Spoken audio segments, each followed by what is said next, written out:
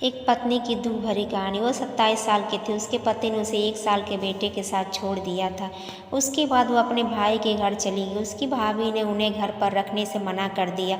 जब वह पत्नी उसकी बहन को गाली दे रही थी तो भाई चुपचाप एक कोने में खड़ा था। उसने उसके बैग को बाहर फेंक दिया। बच्चा डर के मारे रोने लगा। वह घर से निकल गए, रिश्तेदारी में गई, किसी ने उसकी मदद नहीं की। उसने पूरी रात एक फ्लाईओवर के नीचे बिताई।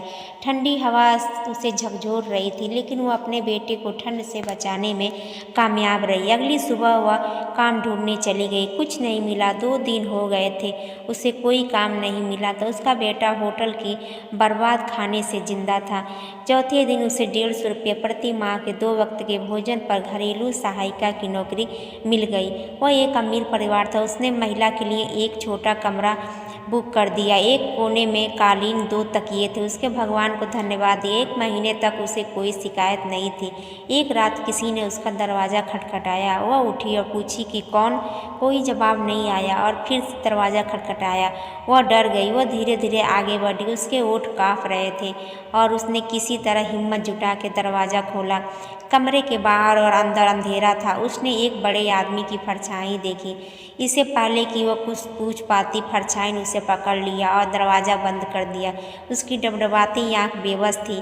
अगली सुबह जब वह उठी तो उसने अपने पूरे शरीर में बहुत दर्द महसूस हुआ। जब उसने अपने बेटे की तरफ देखा तो देखते कि उसने बेटा उसके मालिक की कलाई की घड़ी से खेल रहा है। उसकी आंखों में आंसू निकल पड़े।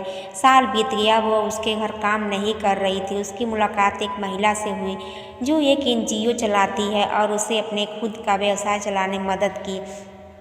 अब वह एक अच्छे कंपनी की मालकिन है। वह इतना पैसा कमा लेती है कि अपने बेटे को उच्च शिक्षा के लिए विदेश भेज सके। वह अपनी मौजूदा ज़िंदगी में खुश है। वह उन दर्द भरी रातों को भूल सकती थी, लेकिन उन दिनों को याद नहीं करती है। वह उस एनजीओ के लिए भी काम करे जिसे सिंगल माँ की मदद करती है। एक दिन वह ऑफिस से घर लौट रही थी। वह पार्किंग क्षेत्र में अपनी कार लेने के लिए लाइन पार कर रही थी। उसने देखा कि एक व्यक्ति गली के किनारे पड़ा हुआ था। वह बुरी तरह हंस रहा था। वह उसके पास गया, पूछा, सर आप कौन हैं? तुम। उसका चेहरा अब भी गंदे और फटे कपड़ों से ढका हुआ था। गहरी आवाज़ में उसने रीढ़ को ठंडा कर दिया। उसे अपने कानों पे विश्वास नहीं हो रहा था। वह उनसे पीछे हट गई। नहीं, यह संभव नहीं हो सकता। हे भगवान, मुझे बताओ, यह सच नहीं है। मैं गलत कर रही हूँ। ये सब चीज़ उसके अंदर आ रही थी। वह घबरा कर फिर उसके पास गई और उसके चेहरे से कपड़ा हटाकर देखी तो उस आदमी ने उसकी ओर देखा और आंखों से संपर्क तोड़ने की अपनी आंख नीचे कर लिया। वो अब भी बिना पलके झपकाए उसे देख रही थी। वो फुसफुसा कर बोली, कैसे हो राजीव? जिस आदमी ने एक बार उसे अपने घर से बाहर निकाल दिया था, उसने उसके पैर पकड़ लिए और जोर जोर से रोने लगा। उसने अपने पैर उसकी पकड़ से छुड़ाए और अपनी कार की ओर चली गई। उधर से कार लेकर आई, अपने पति राजीव के पास रुक गई और उसके लिए दरवाज़ा खोल दिया। आंसू अब भी बह रहे थे। वो अंदर बैठ गया और अपने पति को घर ले गई। उसे खाना और सोने के लिए अपना कमरा दे दिया और खुद दूसरे कमरे में चली गई। अगली सुबह जब राजीव उठा तो वह उसे ढूंढने लगा। वह उसे वहाँ नहीं मिली। फिर वह कमरे से बाहर आया और देखा कि उसकी पत्नी मुख्य द्वार से घर में प्रवेश कर रही है। फिर उसने उसे स्नान करने और नए कपड़े पहनने के लिए कहा तो उसने उनके लिए खरीदे थे। फिर वह उसे स्वास्थ्य जांच के लिए ले गई। क्लिनिक से घर लौटते समय कार में राजीव ने पूछा, बेटा कैसा है? वह बोली, मैं विदेश में, पिछले हफ्ते उसकी नौकरी लगी है। राजीव, मुझे अब भी याद है। उसकी आंखें, उसके कान और मुस्कान, सब कुछ तुम्हारे जैसा है। वह बोली, क्या यही वजह था कि तुमने उसे मेरे साथ अकेले छोड़ दिया?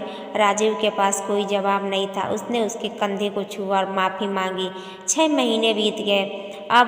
अब अपने पति से दुखी नहीं है। वह एक साथ बेहतर जी रही थी। 1 साल बाद उसका बेटा घर लौट आया। उसने ऊपरी मंजिल की बालकनी में एक आदमी को बैठा देखा। घर में आया, शिवानी ने अपने बेटे को गले लगाया और फिर उसने अपने माँ से उस आदमी के बारे में पूछा। वह उसे अपने शयन कक्ष में ले गई और उसके सामने अलमारी खोली। वो समझ गया कि क्या हुआ है। उसने अलमारी को लात मारी और ऊपर चला गया। रुको बेटा, इसे कुछ मत कहना। वह चिल्ला कर वह भी नहीं रुका।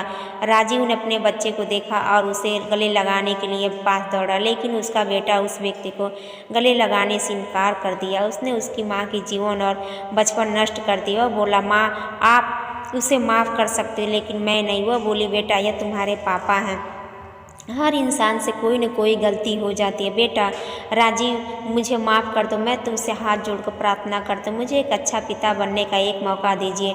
माँ प्लीज़ बेटा। बेटा माँ मैं तुम्हारे जितना महान नहीं हूँ, मैं न तो इस आदमी को माफ़ कर सकता और न ही एक छत के नीचे रह सकता हूँ, अब आपको उनमें से किसी एक को चुनना होगा। माँ बोली बेटा तुम यह क्या कह रहे हो, तुम मेरी ज़िंदगी हुआ बोलकर तो छोड़ दो। इसने इसे कहकर वह घर से निकल गया। माँ उसे रोकने के लिए उसके पीछे भागी लेकिन उसका बेटपन उसकी कुली न सुना। उसे खुद को 21 साल पहले की तरह ही असहाय पाया और रात को उसे खाना नहीं खाया, उसने किसी से बात नहीं की। अगली सुबह वह उठी तो उस बिस्तरे पर नहीं थी। राजीव ने पूरे घर में खोजा लेकिन वह नहीं मिली। उसे नाम चिल्लाया लेकिन कोई जवाब नहीं मिला। तब उसने देखा कि उसके कमरे का दरवाज़ा थोड़ा सा खुला हुआ है। वह कमरे में प्रवेश करता है और अपनी पत्नी को देख के दंग रह जाता है। उसने अपने बेटे कमरे की छत में फांसी लगा ली थी। सब आए, उसका बेटा भी आया। वह कमरे में दाखिल हुआ, उसकी माँ को उसने बिस्तरे पर लिटा दिया था। वह उसके पास गया और उसे गले लगा लिया, उसे हाथ पकड़कर उसे नींद से जगाने लगा। तब एम्बुलेंस आया, पुलिस आ गई, पोस्टमार्टम के लिए मुर्दा घर गई।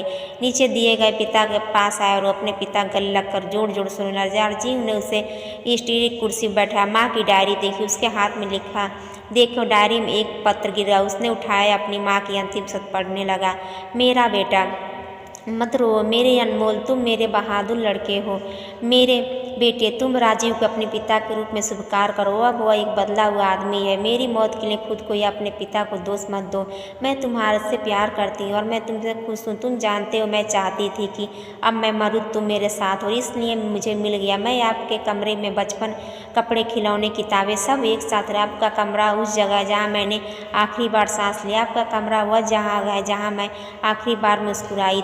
देखिए मैं हमेशा आपके साथ हूँ, अब रोना बंद करो, प्रसन्न हो।